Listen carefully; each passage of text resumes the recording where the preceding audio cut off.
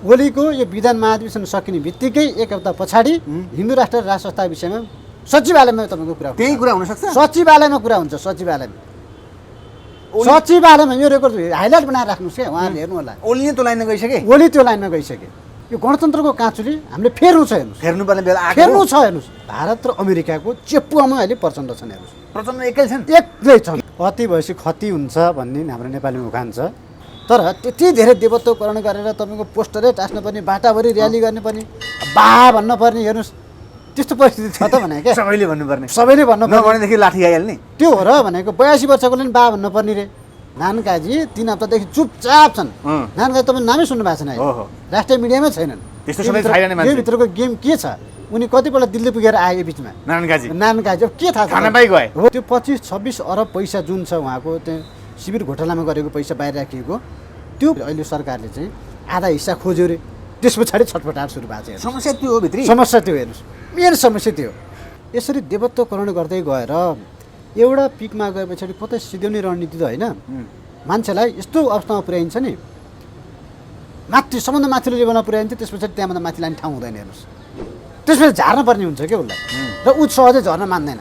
त्यस पछाडि समाप्त गर्नुपर्ने हुन्छ। किनभने नानकाजी सेटल फेरि पैसा नआए काम गर्दैन है नानकाजीले। मलाई प्रचण्ड त अब सिद्धिने लेभलमा पुग्नुभयो नि त। अब यस्तो एउटा पिकमा पुर्याएर कतै झार्ने पो योजना पो छ कि, सिध्याइदिनु मदन भण्डारी बनाइदिनु पो योजना छ कि, र उहाँको लासमाथि राजनीति गर्ने पो योजना छ कि, अनि यताबाट पनि हेर्नुपर्छ हामीले। दामोदर शर्मा नि विचलन आएर त्यहाँ गएर बस्नु भएको रहेछ। कतै प्रचण्डलाई 3 लहर पो राख्ने हो कि, घरहरूको नयाँ पनि बन्दै रहेछ। उहाँले मरेर पनि सुख पाउँदैन क्या। फेरि जनताको समस्या समाधान गर्नु छैन। हिजो जनयुद्धमा लागेको जनताको समस्या समाधान गर्नु छैन उहाँले, त्यसै मरेर समस्या समाधान हुन्छ? रात पर्दा पनि तपाईँको सिटी बजाउँथ्यो तपाईँको यो खुला मञ्चमा, भाषण पुगेन भनेर अझै बोल्न पर्यो। घर जानुको चिन्ता छैन, आधी हुरीको चिन्ता छैन, तर भाषण पुगेन भनिन्थ्यो। आज त्यही भन्छ ओलीलाई, भाषण पुगेन, उखान टुक्का पुगेन। आज त्यस्तै देवत्वकरण गरिएको छ कतै। अब हुँदा हुँदा वैद्यले समेत अस्ति 1 लाख त दिए, हेर्नुहोस्, 1 लाख त दिने वैद्यले दिएनन्। गणतन्त्रको निमित्त लडेको मान्छे म गणतन्त्रबाट फ्रस्ट्रेट छु क्या तपाईँ, म आफै पनि।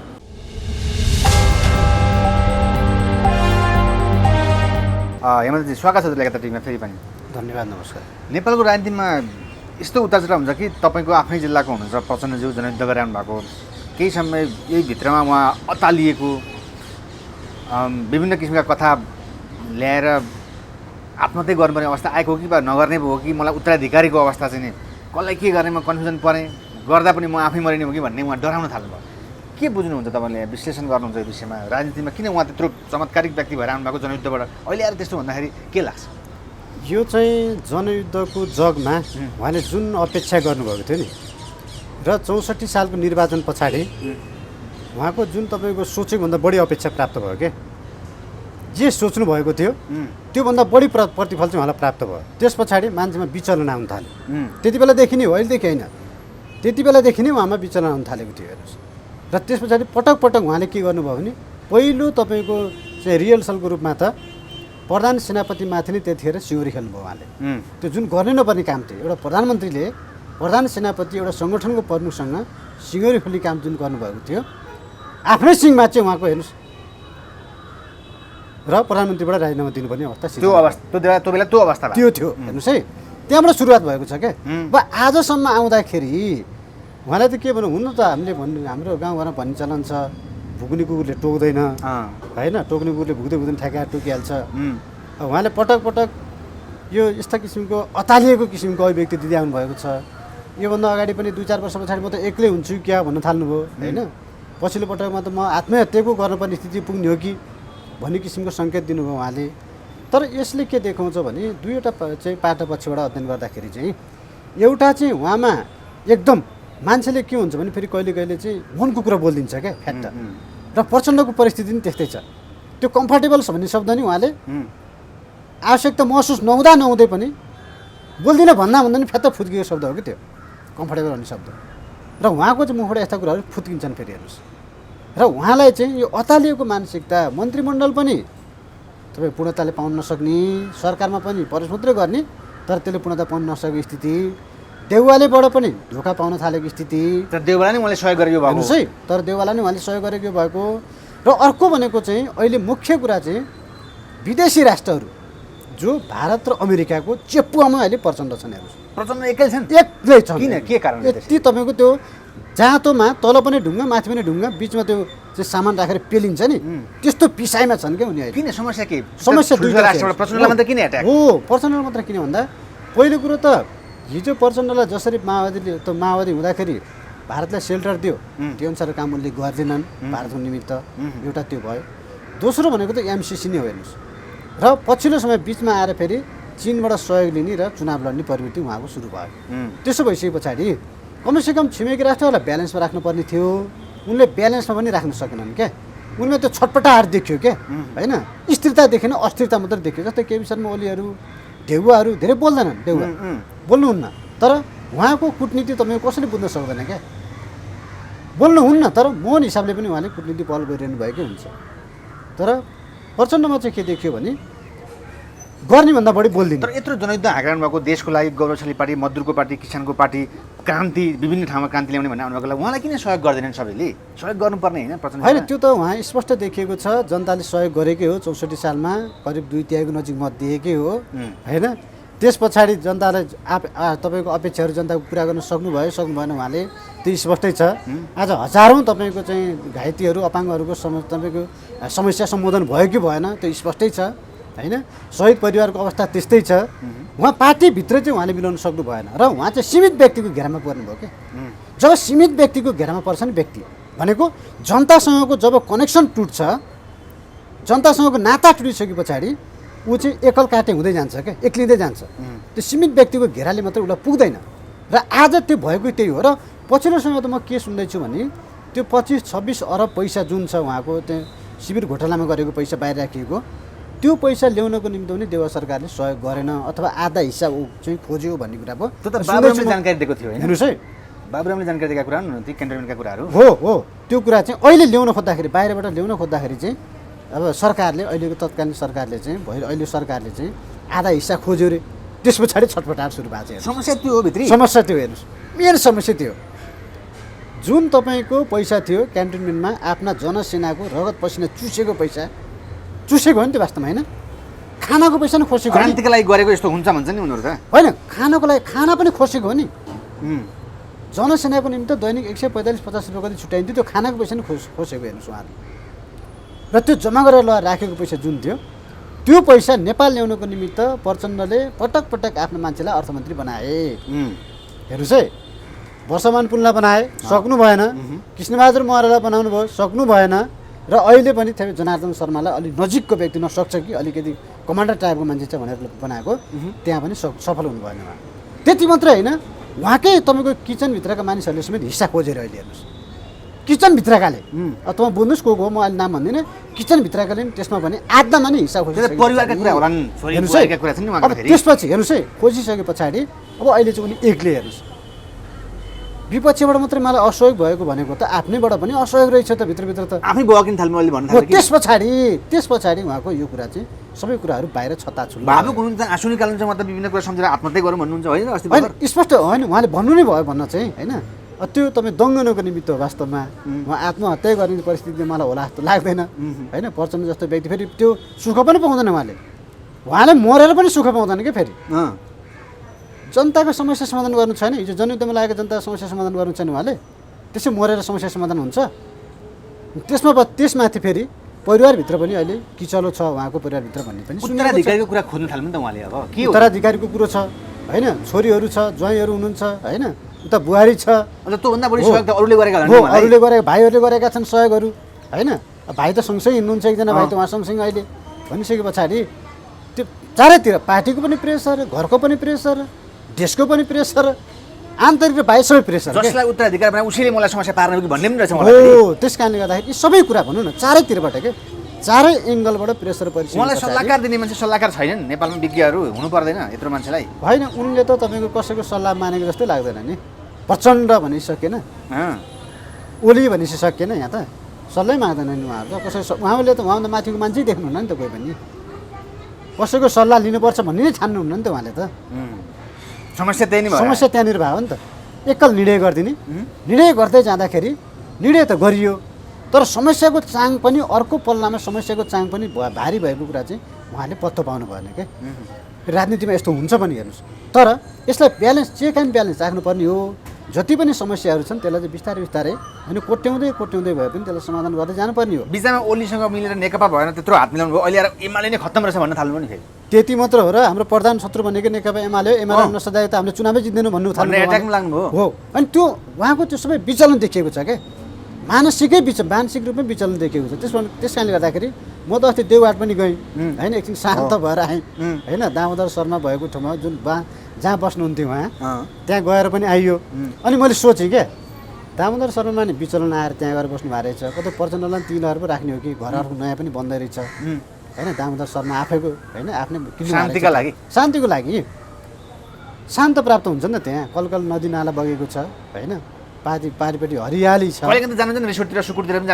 होइन सुकुटेमा गएर त तपाईँको त्यहाँ त मादक पदार्थ खाएर त कहाँ शान्ति प्राप्त हुन्छ र भने जल खानु पऱ्यो नि जल खानु पऱ्यो क्या होइन जल खायो शान्ति प्राप्त हुन्छ त उल्टो तपाईँ लाग्ने कुरा खाइसके पछाडि त मात्ने कुरा खाए त झन् अशान्ति त्यस कारण हो उहाँले भन्नुहुन्थ्यो पहिला मैले अशान्ति भयो भने त्यहाँतिर जान्छु साथीहरूसँग भेट्छु यताउति कुराकानी गर्छु भन्नुहुन्थ्यो तर त्यो पनि होइन रहेछ उहाँले चाहिँ त्यो एकछिन मेटाउनको निमित्त भइरहेछ जानुभएको होइन तर सदाको निमित्त चाहिँ शान्ति प्राप्त गर्नको निमित्त चाहिँ अब दामोदर शर्माबाट त्यहाँ पिपलको बोट रहेछ ती मुनि गएर बस्दाखेरि राम्रै हुन्छ यो सँगसँगै हजुर अब ओलीका कुरा गर्दाखेरि भर्खरै विधानसभा भन्दा गोदावरीमा भव्य भइरहेको छ त्यो थाहा पाइरहेको छ उहाँलाई चाहिँ यहाँदेखि लाँदाखेरि स्कटिङदेखि लिएर उहाँका फोटा पर्चा उहाँसँग टिकटक बनाउने फोटोमा टिकटक बनाउने फ्यान त्यत्रो किसिमका महिला पुरुष विभिन्न सज्जनवृन्दहरू खानपिनका कुरा पनि फोटामा आए यति साह्रो गर्नुपर्ने हुन्छ एमालेमा पनि यो चाहिँ यो अति हो हेर्नुहोस् अति भएपछि खती हुन्छ भन्ने हाम्रो नेपालीमा उखान छ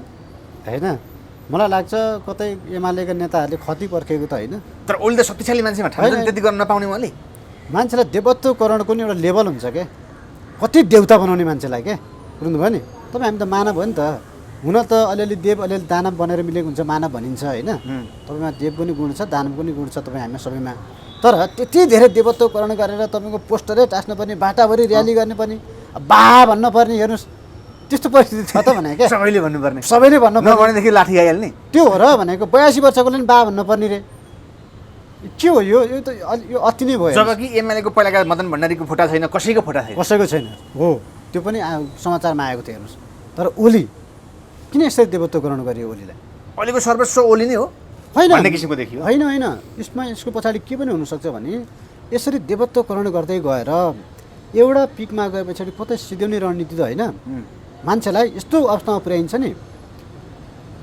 सबभन्दा माथिल्लो लेभलमा पुर्याइन्छ त्यस पछाडि त्यहाँभन्दा माथि लाने ठाउँ हुँदैन हेर्नुहोस् त्यसपछि झार्न पर्ने हुन्छ क्या उसलाई र ऊ सहजै झर्न मान्दैन त्यस पछाडि समाप्त गर्नुपर्ने हुन्छ त्यति धेरै होइन त्यो लेभलमा पुर्याएको पनि हुनसक्छ क्या त्यही भएर त्यति धेरै हाई आएको पछाडि पनि ओलीजी लाग्नु हुँदैन यति धेरै मान्छेको त कस्तो हुन्छ भने मान्छे त तपाईँ हामी स्वभाव कस्तो हुन्छ भने आफ्नो शरीरमा चाहिँ तपाईँ एउटा पनि चोट नलागोस् होइन तर अरूको चाहिँ तपाईँको शरीरमा चाहिँ दैनिक तपाईँको घाउ चोटहरू लागोस् पिटाइ मारपिट यस्तोमा स्वाभाविक होस् भन्ने चाहन्छ नि त मानिसहरू त त्यस्तो जात हो नि त मान्छेको जात भनेको त होइन तर आफूलाई त सहन सक्दैन उसले त्यस्तो जात हो क्या मान्छे विभिन्न उपलब्धि भयो त्यस कारणले गर्दाखेरि ओलीलाई पनि मैले भनेको एउटा पिकमा पुर्याएर कतै झार्ने पो योजना पो छ कि सिध्याइदिनु मदन भण्डारी बनाइदिनु पो योजना छ कि र उहाँको लासमाथि राजनीति गर्ने पो योजना छ कि भने यताबाट पनि हेर्नुपर्छ हामीले पोजिटिभ नेगेटिभ दुइटै पाटोबाट हिजो जसरी मदन भण्डारी भन्यो नि मदन भण्डारीकै लासमाथि आज हेर्नु त्यहाँ जब कत्रो अक्षरमा लेखिएको त्यो हलमा जनताको बहुदलीय जनवाद कति ठुलो अक्षरमा लेखिएको हामीलाई थाहा छैन मदन भण्डारी सँगसँगै जब नारायण नदीमा बगाएको हामीलाई थाहा छैन नियोजित हत्या गरेको होइन हामीलाई थाहा छैन नियोजित हो नि मदन भण्डारीको लास भेटेको ठाउँमा पुगेर आएँ म त्यो घाटमा पुगेर आएँ लास भेटिएको नवलपरासीमा के रहेछ त्यसो वास्तविकता के बुझ्नु त्यस पछाडि पहिलोपटक मदन भण्डारीको लास देख्ने मान्छेको घर पुगेर आएँ 82 वर्षको भीमबहादुर श्रेष्ठको घर नारायणगढमा त्यहाँ एक्सिडेन्ट भएको होइन त्यस पछाडि दासढुङ्गामा आएँ त्यो ठाउँ हेऱ्यो हामीले र अन्तिम पटक चिया पकाएर खुवाउने दिलमाया लामा उहाँ आमालाई भेटेर आयो यो सबै कुराहरू तपाईँको बुन्दै जाँदाखेरि सबै घटनाहरू तथ्य बुन्दै जाँदाखेरि त त्यो कुनै पनि हालतमा एक्सिडेन्ट भयो चियामा कालो पदार्थ खुवाइयो भन्ने छ नि त त्यहाँ भेट्नु भएको चियामा चाहिँ त्यो देखिएन उहाँको भनाइअनुसार चाहिँ आफ्नो परिवारको निमित्त खाना बनाएको थियो करिब 4 बजेको समय थियो होइन, हाउरी बेसरी आएको थियो। त्यतिखेर छाप्रो होटलहरू थियो र अरू सबै सटर बन्द भएको थियो। होटलको सटर त थिएन, त्यो भनौँ ढोका, टिनको ढोका हुन्छ नि, र हाम्रोमा चाहिँ एउटा मात्रै टिनको ढोका खुल्ला थियो। त्यसले गर्दा उहाँहरू गाडी तल पुगेर नि फर्काएर मेरोमा आउनुभयो। हामीले खाना राखेको चिया उहाँहरूले खानुभयो भन्ने उहाँहरूले भन्नुभयो हामीलाई चाहिँ है। उहाँ आमाले चाहिँ अहिले पनि जीवितै हुनुहुन्छ, उहाँको श्रीमान चाहिँ बित्नु भएछ।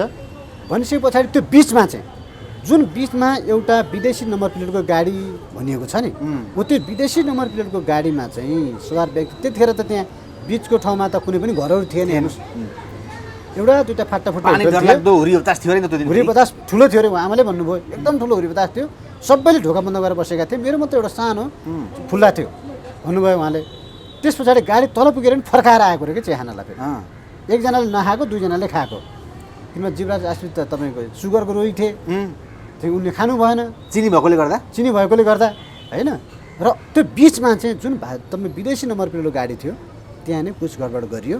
र कतिसम्म भयो भने लास्ट त्यति 32 किलोमिटर पर भेटिएको छ। हेर्नुहोस्, फोकसम्म एक थोपा पानी छैन। कसरी त्यो भयो? हो, सम्भव हुन्छ? जेठको महिनामा, जेठ 3 गतेको समयमा हेर्नुहोस्। अनि अर्को के आशंका पैदा भयो भने राष्ट्रियताको सन्दर्भमा जब भनेको त राज सहितको प्रार्थना थियो नि त, राजालाई स्पेस दिएको थियो उहाँले पनि। अनि उहाँले पनि राष्ट्रियताको कुरा गर्ने, जेठ 3 गते मारिने। हेर्नुहोस् है, अर्को वीरेन्द्र पनि तपाईँ राष्ट्रियता सन्दर्भमा तपाईँको अडिग भएर बस्ने, जेठे महिनामा हत्या हुने, यो कुरा पनि जोड्नुपर्ने स्थिति आयो क्या अहिले चाहिँ। दुईटै हत्या जेठ महिनामा, जेठ 3 गते, जेठ 19 गते। हेर्नुहोस्, यो पाटो पछाडि हामीले अध्ययन गऱ्यौँ के। र चारैजना घटनास्थलदेखि लिएर 2जना व्यक्ति र तपाईँ लास भेटेको ठाउँ सबै ठाउँमा हेर्दाखेरि फेरि जहाँ लास भेटेको छ नि, भेटेको ठाउँबाट सडकको डिस्टेन्स थोरै छ क्या। त्यो नदी र सडकको डिस्टेन्स थोरै छ। हेर्नुहोस्, भनेको चाहिँ कतै उहाँलाई मारियो, पोक पारियो, लहरा हालियो। अनि त्यहाँ आर्क स्टाइलको रहेछ क्या। फेरि आर्क भएपछि के हुन्छ भने छेउमा लगेर लास फाल्दा पनि उता आएको भेलले यहाँ छेउमा हान्छ र उतापट्टि फर्काइन्छ क्या। त्यो वैज्ञानिक हिसाबले पनि हामीले हेऱ्यौँ क्या। त्यसलाई हेर्दाखेरि पनि पारिपट्टि छ लास त भनिसके पछाडि यता लगेर लास फालियो, फाल्दाखेरि छाल ल्याएर पारिपट्टि हुत्याइदियो। हेर्नुहोस्, त्यो परिस्थिति सिर्जना भएको छ। र यो सबै कुराले के देखायो भने मदन भण्डारीको चाहिँ हत्या नै हो, सुनियोजित हत्या भन्ने कुरा देखायो। अब मैले के जोडेको भने यस्तै देवत्वकरण गरिन्थ्यो उहाँलाई पनि त्यतिखेर। यसरी हाई गरिन्थ्यो। मदन भण्डारी भन्ने बित्तिकै त ओहो, पूर्व पश्चिम मेची महाकालबाट मान्छे जम्मा हुन्थ्यो नि भाषण सुन्नलाई।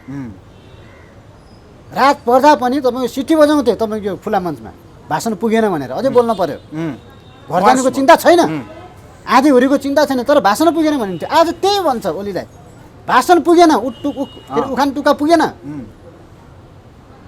आज त्यस्तै देवत्वकरण गरिएको छ।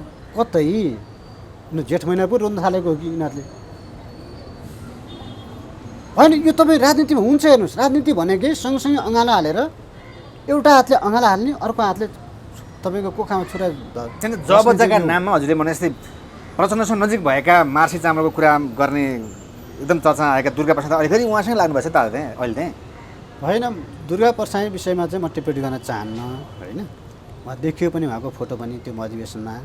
एउटा नेपाली नागरिकको हैसियतले उहाँले पनि एउटा पार्टी छान्न पाउनुहुन्छ होइन, एउटा व्यवसायी हो। तर प्रचण्डको नजिकको मान्छे भनिन्थ्यो नि त? होइन, प्रचण्ड नजिकको मान्छे भनिन्थ्यो। मार्सी चामल पनि उहाँले खुवाउनु भयो, भेटवार्ता नि गराउनुभयो, पार्टी एकता निम्ति ठुलो भूमिका नि खेल्नुभयो होइन। तर पछिल्लो समयमा नारायण काजीको लङ्गोटी समातेर राष्ट्रिय राजनीतिमा आएको तपाईँको गिरिराजमणि पोखरेलले उहाँलाई धोका दिनुभयो। शिक्षा मन्त्री हुँदाखेरि नारायण काजी र उहाँबाट धोका भयो। उहाँले सम्बन्धन माग्नु भएको थियो, उहाँले सम्बन्धन दिनुभयो भने 20 करोड माग्नुभयो होइन। उहाँले सम्बन्धन माग्नुभयो, उहाँले 20 करोड माग्नुभयो। किन भन्दा नारायण काजी सेटल फेरि पैसा नआए काम गर्दैन है नारायण काजीले। मलाई थाहा छ, होइन मलाई थाहा छ। फेरि उहाँको हेर्नुहोस् है, उहाँको पिएको नाममा, अब नाम अहिले भन्दिनँ, 100 करोडभन्दा बढीको तपाईँ सम्पत्ति छ, 100 करोडभन्दा बढीको। बुझ्नुभयो भने हाइड्रो र हाउजिङ अन्त छैन। फेरि हाइड्रो हाउजिङ उहाँहरूको त्यति लगानी छ त्यहाँ। हामीलाई थाहा छ नि त्यो कुरा त, हामी त पहिला सँगै थियौँ नि होइन। नारायण काजीहरू सँगसँगै थियौँ नि हामी, गिरिराजमणि, लीलामणि, नारायण काजी हामी त सँगै हुने पहिला। त्यसैले गर्दाखेरि उहाँहरू त्यस पछाडि अहिले उहाँ चाहिँ सकेसम्म मिलाउनुपर्छ भन्ने लाइनमा हुनुहुन्थ्यो दुर्गा प्रसाई। बेला बेला भेट पनि गराएकै हो।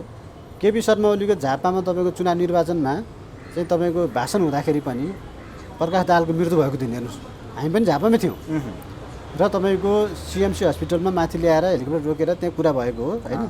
हामीले त्यहीँ थाहा पाएको यो मृत्यु भएको कुरा पनि। त्यस कारणले गर्दाखेरि चाहिँ अनि त्यसपछि त्यो भइसकेपछि उहाँले धेरै मिलाउनु प्रयास गर्नुभएको थियो। हेर्नुहोस्, पार्टी जोगाउनको निमित्त कडीकै रूपमा तपाईँको चाहिँ उहाँले काम गर्नुभएको तर लागेन विदेशी शक्तिहरूले ढोका प्रचण्डबाटै हो त प्रचण्डबाट ठुलो ढोका हो नि ढोका त प्रचण्डबाटै हो हेर्नुहोस् तर अहिले ओलीसँग जानु पनि बाध्यता मलाई त्यति मात्रै होइन प्रचण्ड त अब सिद्धिने लेभलमा पुग्नुभयो नि त अब यस्तै त्यो कुरा बुझे मान्छेले बुझ्यो नि त एउटा नेताले यो आफूभित्र भएको भडास यसरी पोख्दै जानु हुन्थेन क्या यो छताछुल्लो पार्ने होइन नि बरु योगा गर्न जाने होइन शान्त प्राप्त गरेर आउने हो क्या सुझाव लिने सल्लाह लिने सिक्युरिटी ब्रिज जाने देवघाट जाने कहाँ जानुपर्छ जाने होइन हरिद्वार जाने कहाँ जानुपर्छ जाने तर यसरी छताछुल्लो हुने गरी आफ्नो कमजोरी पोखिदिइसकेपछि त सकिगयो नि मान्छे त अहिले त्यही भइरहेछ जब कमजोरी भेट्टाउँछ नि कमजोरी भेटेपछि त सकिगयो नि अब त ओलीलाई पनि ठुङ्न सजिलो भयो प्रचण्डलाई कहाँनिर ठुङ्ने भन्दा त्यही हो ठुङ्ने ठाउँ देवालाई पनि सजिलो हुनुभयो अब लात्ताल हान्ने ठाउँ कहाँ हो ओली प्रचण्डलाई कहाँ लात्ताल हान्दाखेरि चाहिँ ऊ भुत्तुक्क हुन्छ भन्दाखेरि ती रहेछ सबैले थाहा पाएन नि यो थाहा दिनु हुन्थेन अब हुँदा वैद्यले समेत अस्ति 1 लाख त दिए हेर्नुहोस् 1 लाख त दिने वैद्यले दिएनन् हिजो त्यस्तो क्रान्तिकारी भनेर राज संस्थाको विरुद्धमा आन्दोलन गर्ने शक्तिको एउटा नेतोले होइन वैद्यले समेत सचेर आउनुहुन्छ स्वागत छ भन्नु स्वागत छ के भन्नु खोज्नुभएको हो अब हेर्नुहोस् अब यो के भने दुईवटा कुरा हुन्छ क्या एउटा चाहिँ वैद्यले के बुझे भन्दा 65 देखि आजसम्म आइपुग्दा 13 वर्ष भयो हेर्नुहोस् यो छोटो पिरियड होइन 1 दशकको समयमा धेरै तपाईँ कामहरू हुनसक्छ उनले बाहिर बसेर हेर्दाखेरि प्रचण्डबाट कुनै पनि त्यस्तो छलाङ मार्ने हिसाबको उनले छलाङ मार्ने भन्थ्यो नि त पहिला त त्यस्तो काम उनले देखेनन् र हिजो जे भनेर तपाईँको क्रान्ति गरिएको थियो त्यो क्रान्तिको तपाईँको डुङ्गा एकपट्टि छ र क्रान्ति गर्दाखेरिको जुन त्यो आवाजको भेल चाहिँ अर्कोपट्टि भयो क्या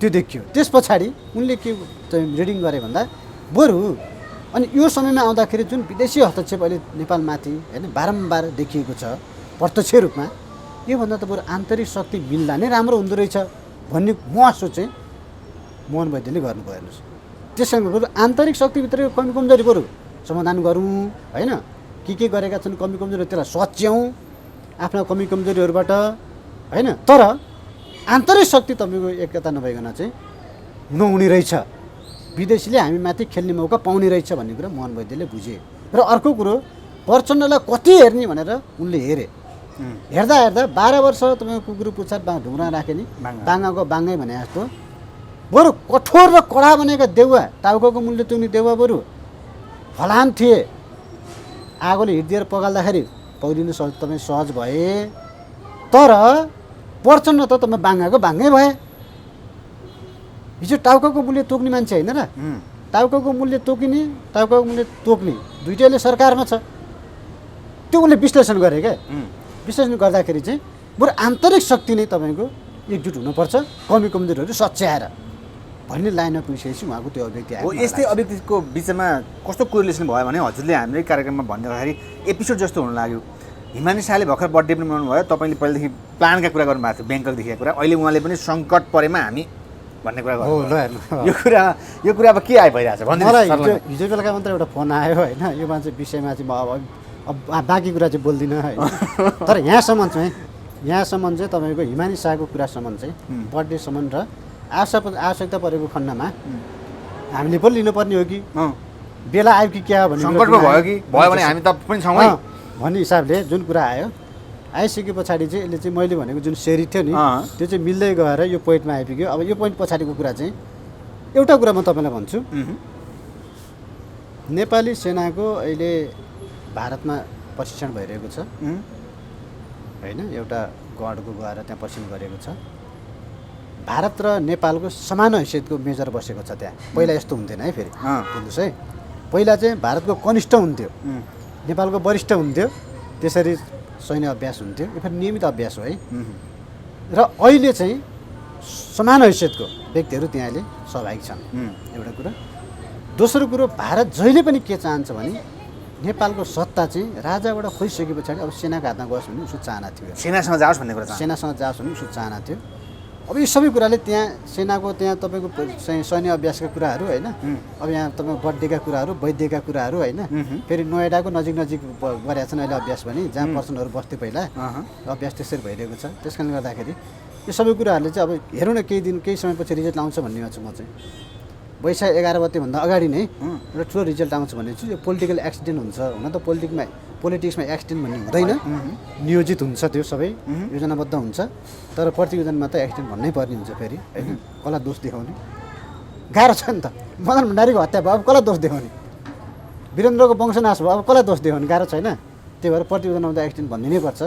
हो यस कारणले गर्दाखेरि वैशाख 11 भन्दा अगाडि नै चाहिँ केही ठुलै पोलिटिकल राजनीतिक दुर्घटना भनौँ न एउटा मजाले उहाँले उद्घोष गर्ने कारण के त हिमालयले अस्ति त्यसो भएदेखि त्यो सोचेको थिएन नि त। त्यसै आनन्दले उहाँ एउटा चाहिँ उद्घोष गर्नुभयो, हो। त्यही भएर जनतालाई आशा दिनुभयो। होइन, सेटिङ मिल्दै गयो नि त चारै एङ्गलबाट। यस्तो हुनु त कि स्कुलका विद्यार्थीसँग पनि नजिकै हातमा अङ्गालो मारेर आउनु भएको अस्ति होइन, मलाई सबैले मन पराउन थालेका छन्। त्यति मात्रै होइन, उहाँले त के मात्रै भन्नुभयो भने तराईतिर कता जाँदाखेरि यो एमसिसीको सन्दर्भमा कसैले सोधेको थियो एउटा पत्रकारले, राजनीतिक प्रश्न हो, सोद्धाखेरि यो चाहिँ पोलिटिकल क्वेसन भयो, म यसमा चाहिँ कमेन्ट गर्दिनँ भनेर भन्नुभएको छ उहाँले होइन। मैले यस्तो कुराहरू पनि तपाईँ नोट गरिरहेको छु डेट सहितको, किनभने राख्नुपर्छ। पछि हामीलाई नि त्यो उहाँहरू सत्तामा आयो भने आइसके पछाडि हामीले पनि सोध्न काम लाग्छ नि त त्यो कुरा त। किन अलिक समस्या के भएको छ भने अर्को के देखिएको छ भने यो राज संस्थाको कुरो र एमसिसी कुरो सँगसँगै आएको छ क्या प्यारल रूपमा। र अमेरिकाले तपाईँ हिमानी शाहको अमेरिका भ्रमण हुने बित्तिकै, थाइल्यान्ड हुने बित्तिकै जुन मैले सिरिजको कुरा गरेँ, कस्तो वातावरण बन्दै गएको कुरा र एउटा तपाईँ माला उन्दा उन्दा उन्दा उन्दा कम्प्लिट हुने अवस्थामा आइपुगेको देखिन्छ नि त। र कम्प्लिट नभई त बोल्नुपर्ने परिस्थिति नआइकन राज संस्था अथवा दरबार निकटको व्यक्तिले बोल्दैनन् क्या। जब परिस्थितिको सिर्जना हुन्छ नबोल भनेर धम्की आयो अथवा के होइन, मलाई चाहिँ नोबल भन्दा पनि योभन्दा बढी चाहिँ नजानुहोस्, अब यतिसम्म ठिक समस्या हुन्छ हामीलाई अथवा चाहिँ कि होइन, अब यो हाम्रो प्लानिङमा अलिकति समस्या हुन्छ भन्ने खालको कुरा छ उहाँहरूको होइन। डराउनु भयो तपाईँ? होइन, म त डराउँदिनँ, कहाँ डराउँछु र म। होइन, अफलाइनमा त भन्नु न नि, अनियर चाहिँ अहिले मैले भन्नु नि पर्यो नि, तपाईँले कुरा मिलिरहेछ, ठिक छ होइन? आखिर तपाईँको कुरा प्रमाणित भइरहेछ, माला उनी जस्तो ट्याक्क होइन। अनियरमा चाहिँ अर्को पटक भन्नुला नि, यो बिचमा अलि 2-4 दिन चाहिँ अझै उहाँहरूलाई काम गर्न दिनु तपाईँ 2-4 दिन चाहिँ काम गर्न दिउँ भने चाहिँ मैले किन यो भनेको भने गणतन्त्रको निमित्त लडेको मान्छे म गणतन्त्रबाट फ्रस्ट्रेट छु क्या तपाईँ। म आफै भने मैले पटक तपाईँलाई नि भनेँ नि, म प्रयोग भइछु भन्ने लागेको छ मलाई अहिले। यो गणतन्त्र ल्याउनको निमित्त आन्दोलनमा त होमी लाठी पनि खाइयो, तर प्रयोग भइछु भन्ने लागेको छ अहिले। त्यस कारणले गर्दा यो व्यवस्था नै तपाईँको चाहिँ सर्पले पनि सन्तोषजी समय आएपछि त्यो छाला काँचुली बनाएर फेरिदिन्छ क्या, बुझ्नुभयो नि। समय नआउँदाखेरि त्यही सर्प तपाईँको काँचुली कसैले छोइँदाखेरि झसङ्ग हुन्छ, तर समय आउँछ अर्को छाला पलाउँछ, त्यो पुरानो छाला उसले फेरिदिन्छ, सहजै फेरिदिन्छ।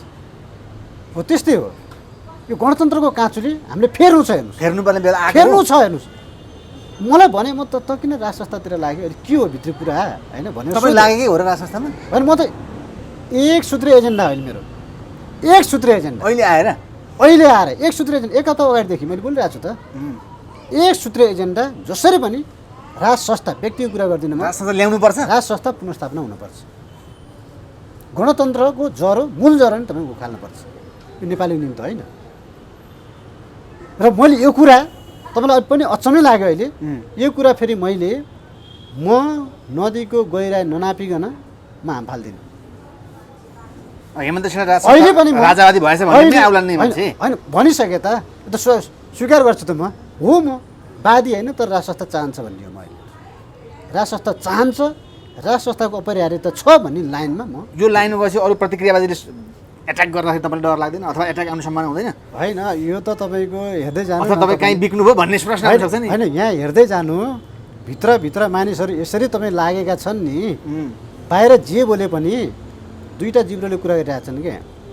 ए ओलीको विधान महादेश पछाडि हेर्नुहोस् न सचिवालयमा के विषयमा बहस हुन थाल्छ, यो रेकर्ड राख्ने यो कुरा हो। के हुन्छ ओलीको यो विधान महाधिवेशन सकिने बित्तिकै 1 हप्ता पछाडि हिन्दू राष्ट्र राज संस्था विषयमा सचिवालयमा तपाईँको कुरा, त्यही कुरा हुनसक्छ, सचिवालयमा कुरा हुन्छ, सचिवालयमा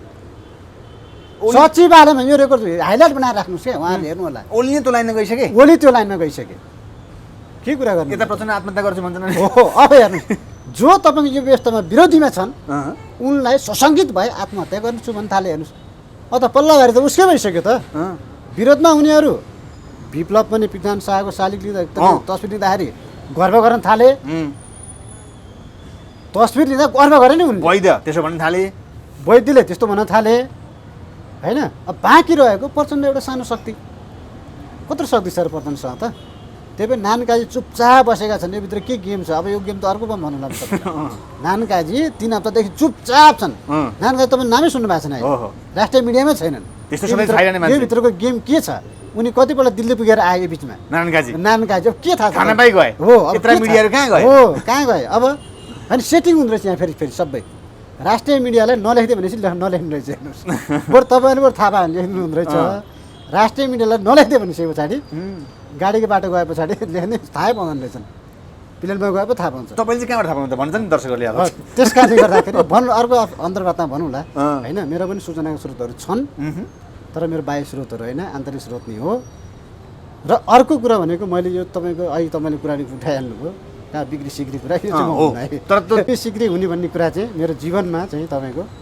बरु तपाईँको केही गर्न सकिएन भने खेतीपाती गर्ने गएर पुऱ्याउनु पनि पहिला पनि गरिरहेकै हो 2-4 वर्ष त हो नि बानी बिग्रेको होइन 2-4 वर्ष भयो बानी बिग्रेको तर यो विषयमा चाहिँ मैले चाहिँ एउटा तपाईँ के भनेको भने कमसेकम राष्ट्र बल बाँच्नु पऱ्यो क्या राष्ट्रिय एकता कायम हुन पऱ्यो त्यसकै निमित्त मात्रै हो हामी तपाईँलाई अहिले पैसा चाहिँदैन तपाईँलाई पनि चाहिन्छ नि मान्छेले तपाईँलाई लोभ्याउन सक्छन् होइन पैसा त सबैलाई चाहिन्छ हेर्नुहोस् मान्छे भइसके पछाडि लोभ मोह सेवा सुविधा। होइन सेवा सुविधा नचाहिने त कोही पनि हुँदैन तपाईँलाई थाहा चाहिन्छ मेरो सेवा सुविधा कस्तो छ अहिले पनि के छ र छ र केही छैन त्यसले गर्दा अर्को कुरा अर्को एपिसोडमा तपाईँलाई म यो दुईवटा विषयमा चाहिँ अलिक त्यो कुरा अलिकति आइसक्यो Seriously लानुहुन्छ? सिरियसली आइसके पछाडि त्यो विषयमा कुरा गरौँला तर परिस्थिति चाहिँ हेर्नुहोस् है राष्ट्रिय अन्तर्राष्ट्रिय परिस्थिति चाहिँ अमेरिकाको पनि ग्रिन सिग्नल भारतको पनि नेपाली सेनाले सत्ता लिँदै हुन्थ्यो भन्ने चाहना नेपालका राजनीतिक दललाई चाहिँ जसरी हुन्छ माइनस गराउने क्या फेल गराउने जसरी त्यति बेला पनि नेपालका नेताहरूलाई फेल गराएर खिला टिङ्गीलाई ल्यायो नि भारतले ल्यायो नि त्यो अब त बोल्न मिल्छ नि हामीले भारतले तपाईँको टिका लाएर ल्याइदियो खिला टिङ्गीलाई होइन त्यस्तै अहिले पनि हेर्नु होला अब चाहिँ यो सिनेरियो मिल्दै गएको छ चारैतिरबाट होइन दलबाट पनि बुद्धिजीवीबाट पनि र विदेशी शक्तिहरूबाट पनि यो सबै कुरा गइसके पछाडि अब राष्ट्रिय एकता कायम गर्नको निम्ति र मुलुकको समृद्धिको निम्ति चाहिँ राष्ट्र संस्थाको विकल्प छैन हस् थ्याङ्क यू भेरी मच समयको लागि हस् धन्यवाद धन्यवाद नमस्कार